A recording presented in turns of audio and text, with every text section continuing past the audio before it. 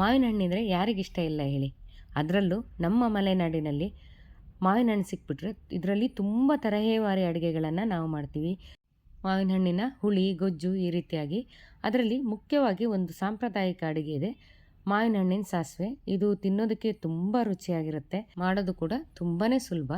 ಹಾಗಾಗಿ ನಾನಿವತ್ತು ಬಾಯಿ ಚಪ್ಪರಿಸ್ಕೊಂಡು ತಿನ್ನುವಂತಹ ಮಾವಿನ ಹಣ್ಣಿನ ಸಾಸಿವೆನ ಹೇಗೆ ಮಾಡ್ತೀವಿ ನಮ್ಮ ಕಡೆ ಅಂತ ಇವತ್ತಿನ ವಿಡಿಯೋದಲ್ಲಿ ತೋರಿಸ್ಕೊಡ್ತಾ ಇದ್ದೀನಿ. ಹಾಗಾದರೆ ಇನ್ಯಾಕೆ ತಡ, ಮಾವಿನಕಾಯಿ ಸಾಸಿವೆ ಮಾಡೋಣ ಬನ್ನಿ. ನಮಸ್ಕಾರ ಎಲ್ರಿಗೂ, ಹೆಂಗದಿರಾ? ನಾನು ನಿಮ್ಮ ಸುಜಾತ ಮಲ್ನಾಡು. ದಿನ ಸಾಂಬಾರು ಅಥವಾ ರಸಮ್ ತಿಂದು ಬೇಜಾರಾಗಿದ್ದರೆ ಇವತ್ತೊಂದು ಸ್ಪೆಷಲ್ ಆದ ಅಡುಗೆಯನ್ನು ಹೇಳ್ಕೊಡ್ತೀನಿ. ಇದು ನಮ್ಮ ಮಲೆನಾಡಿನ ಒಂದು ಸಾಂಪ್ರದಾಯಿಕ ಅಡುಗೆ ಅಂತಲೇ ಹೇಳ್ಬೋದು, ಮಾವಿನಕಾಯಿ ಸಾಸಿವೆ ಅಂತ. ಅದನ್ನು ಹೇಗೆ ಮಾಡೋದು ಅಂತ ನೋಡೋಣ. ನಾನಿಲ್ಲಿ 3 ಮಾವಿನ ಹಣ್ಣನ್ನು ತಗೊಂಡಿದ್ದೀನಿ. ಇದನ್ನು ಸಿಪ್ಪೆ ತೆಗೆದ್ಬಿಟ್ಟು ಒಂದು ಪಾತ್ರೆಗೆ ಹಾಕ್ಕೋಬೇಕು. ಅದಕ್ಕಿಂತ ಮೊದಲು ಇದಕ್ಕೆ ರುಬ್ಬೋದಕ್ಕೆ ಏನೇನು ಬೇಕು ಅಂತ ನೋಡ್ಕೊಂಬರೋಣ. ಈ ಸಾಸಿವೆ ಮಾಡೋದಕ್ಕೆ ಸಾಸಿವೆ ಮತ್ತು ತೆಂಗಿನಕಾಯಿ ಹಾಗೆ ಮೆಣಸಿನ್ಕಾಯಿ ಇದೆಲ್ಲನೂ ಹಾಕ್ಕೊಂಡು ರುಬ್ಕೋಬೇಕಾಗುತ್ತೆ. ಅದಕ್ಕೆ ಮೊದಲಿಗೆ ರುಬ್ಕೊಂಬಿಡೋಣ. ನೋಡಿ, ಇವಾಗ ನಾನು ಮಿಕ್ಸಿ ಜಾರ್ ತೊಗೊಂಡ್ಬಿಟ್ಟು ಸ್ವಲ್ಪ ಒಣಮೆಣ್ಸಿನ್ಕಾಯಿನ ಹಾಕ್ಕೊಳ್ತಾ ಇದ್ದೀನಿ. ಅಂದರೆ 4 ರಿಂದ 5 ಒಣಮೆಣ್ಸಿನ್ಕಾಯಿ ಖಾರಕ್ಕೆ ಅನುಗುಣವಾಗಿ ಹಾಕ್ಕೊಳ್ಳಿ. ನೋಡಿ, ಈ ಪುಟ್ಟು ಚಮಚದಲ್ಲಾದರೆ 1 ಚಮಚ ಆಗೋಷ್ಟು ಸಾಸಿವೆನ ಹಾಕ್ಕೊಂಡಿದ್ದೀನಿ. ಹಾಗೆ ತೆಂಗಿನಕಾಯಿ ತುರಿನ 1 ಬಟ್ಲಾಗೋಷ್ಟು ತೆಂಗಿನಕಾಯಿನ ಹಾಕ್ಕೊಂಡಿದ್ದೀನಿ. ಇದಕ್ಕೆ ಸ್ವಲ್ಪ ನೀರು ಸೇರಿಸ್ಕೋಬೇಕು, ಭಾಳ ನೀರು ಸೇರಿಸ್ಕೊಳ್ಳೋದು ಬೇಡ. ಮೊದಲಿಗೆ ಸ್ವಲ್ಪ ಹಾಕ್ಕೊಂಡು ಇದನ್ನು ರುಬ್ಕೊಂಡ್ಬಿಡ್ತೀನಿ. ಈಗ ನೋಡಿ, ಇವಾಗ ಮಸಾಲೆನ ತುಂಬ ಸಣ್ಣಕ್ಕೆ ರುಬ್ಕೊಂಡಿದ್ದೀನಿ. ತರಿಯಾಗಿ ರುಬ್ಕೊಬಾರ್ದು, ತುಂಬ ನುಣ್ಣಗಾಗಬೇಕು. ನಂತರ ಎಂತ ಮಾಡಬೇಕಂದ್ರೆ ಈ ರೀತಿಯಾಗಿ ಸಿಪ್ಪೆ ಬಿಡಿಸ್ಕೋಬೇಕು. ನೋಡಿ, ಸಿಪ್ಪೆ ಬಿಡಿಸ್ತಾ ಇದ್ದಾಗಲೇ ಬಾಯಲ್ಲಿ ನೀರು ಬರ್ತಾಯಿದೆ ಅಲ್ವಾ?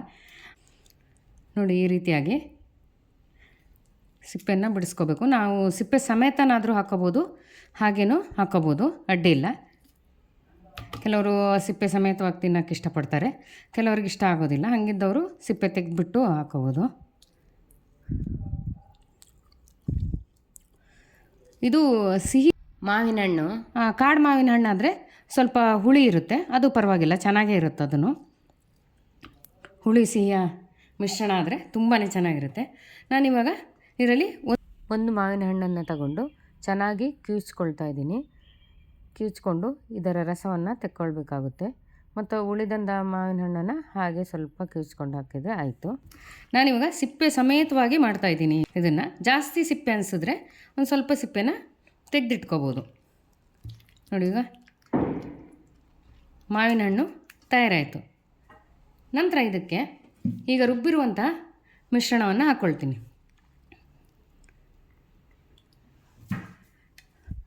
ಈ ರೀತಿಯಾಗಿ ಪೂರ್ತಿಯಾಗಿ ಹಾಕ್ಕೊಂಡ್ರೆ ಆಯಿತು. ಸಾಸಿವೆ ಅಂದರೆ ಹಸಿಯಾಗಿ ಇರಬೇಕು. ಹಾಗಾಗಿ ನಾನು ಒಣಮೆಣಸಿನ್ಕಾಯಿನಾಗಲಿ ಅಥವಾ ಸಾಸಿವೆನಾಗಲಿ ಹುರ್ಕೊಂಡಿಲ್ಲ. ಯಾಕೆಂದರೆ ಇದ್ರ ಹೆಸರು ಸಾಸಿವೆ ಆಗಿರೋದ್ರಿಂದ ಯಾವುದನ್ನು ಹುರ್ಕೊಳ್ಳೋದು ಬೇಡ, ಹಸಿಯಾಗಿಯೇ ಇರಬೇಕು. ನಂತರ ಇದಕ್ಕೆ ಎಷ್ಟು ಬೇಕು ನೀರು ಅಷ್ಟನ್ನು ಸೇರಿಸ್ಕೋಬೇಕು. ಎಷ್ಟು ಉಪ್ಪು ಬೇಕೋ ಅಷ್ಟು ಉಪ್ಪನ್ನು ಸೇರಿಸ್ಕೊಂಡ್ರೆ ಆಯಿತು. ನಾನಿಗೆ ಮೊದಲಿಗೆ 1/4 ಚಮಚ ಉಪ್ಪನ್ನು ಹಾಕ್ಕೊಂಡಿದ್ದೀನಿ. ಅದೇನಾದರೂ ಕಮ್ಮಿ ಆದರೆ ಆಮೇಲೆ ಹಾಕ್ಕೊಳ್ತೀನಿ. ನೋಡಿ, ಈ ರೀತಿಯಾಗಿ ಪೂರ್ತಿಯಾಗಿ ಮಿಶ್ರಣ ಮಾಡ್ಕೋಬೇಕು. ತುಂಬ ನೀರಾಗೂ ಕೂಡ ಮಾಡ್ಕೋಬಾರ್ದು, ತುಂಬ ತೆಳುವಾಗಿರಬಾರ್ದು, ತುಂಬ ಗಟ್ಟಿನೂ ಇರಬಾರ್ದು. ನೋಡಿ, ಈ ರೀತಿಯಾಗಿ ಹದವಾಗಿರಬೇಕು.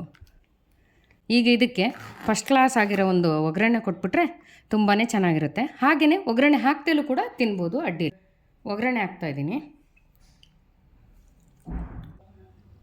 ಒಗ್ಗರಣೆಗೆ ಒಂದು ಪಾತ್ರೆ ಇಟ್ಕೊಂಡು 3 ರಿಂದ 4 ಚಮಚ ಆಗೋಷ್ಟು ಎಣ್ಣೆನ ಹಾಕೊಂಡ್ರೆ ಆಯಿತು. ಆಮೇಲೆ ಸಾಸಿವೆ ಹಾಕ್ಕೋಬೇಕು ಸ್ವಲ್ಪ. ಹಾಗೆಯೇ ಜೊತೆಗೆ 4 ಬೇಡಿಗೆ ಮೆಣಸಿನ್ಕಾಯಿನೂ ಕೂಡ ಮುರಿದು ಹಾಕ್ಕೋಬೇಕು. ಮುರಿದು ಹಾಕ್ಬಿಟ್ಟು ಈ ರೀತಿಯಾಗಿ ಚೆನ್ನಾಗಿ ಸ್ವಲ್ಪ ಹುರ್ಕೊಂಡ್ಬಿಟ್ರೆ ಈಗ ಒಗ್ಗರಣೆ ತಯಾರಾಯಿತು. ಮತ್ತು ಇದಕ್ಕೆ ಇನ್ನೆಂಥದ್ದು ಒಗ್ಗರಣೆಗೆ ಸೇರಿಸೋದು ಬೇಡ, ಇಷ್ಟಾದರೆ ಸಾಕು. ಇದನ್ನು ನಾನಿವಾಗ ತಯಾರಾದಂತಹ ಸಾಸಿವೆ ಮೇಲೆ ಹಾಕ್ತಾಯಿದ್ದೀನಿ. ನೋಡಿ, ಇವಾಗ ಸಾಸಿವೆಗೆ ಒಗ್ಗರಣೆ ಹಾಕಿದ ಮೇಲೆ ಮಾವಿನ ಹಣ್ಣಿನ ಸಾಸಿವೆ ತಯಾರಾಯಿತು. ನೋಡಿದ್ರಲ್ವ, ನಮ್ಮ ಊರಿನ ಸಾಂಪ್ರದಾಯಿಕ ಅಡುಗೆಯಾದ ಮಾವಿನ ಹಣ್ಣಿನ ಸಾಸಿವೆ ಹೇಗೆ ಮಾಡೋದು ಅಂತ. ನಿಮ್ಮನೇಲೂ ನೀವು ಈ ರೀತಿಯಾಗಿ ಮಾಡ್ಕೊಳ್ಳಿ, ತುಂಬ ರುಚಿ ಕಂಡ್ರಿ. ಇದು ಒಂದು ಸಲ ತಿಂದುಬಿಟ್ರೆ ಪದೇ ಪದೇ ತಿನ್ನಬೇಕು ಅಂಥ ರುಚಿ ಇರುತ್ತೆ.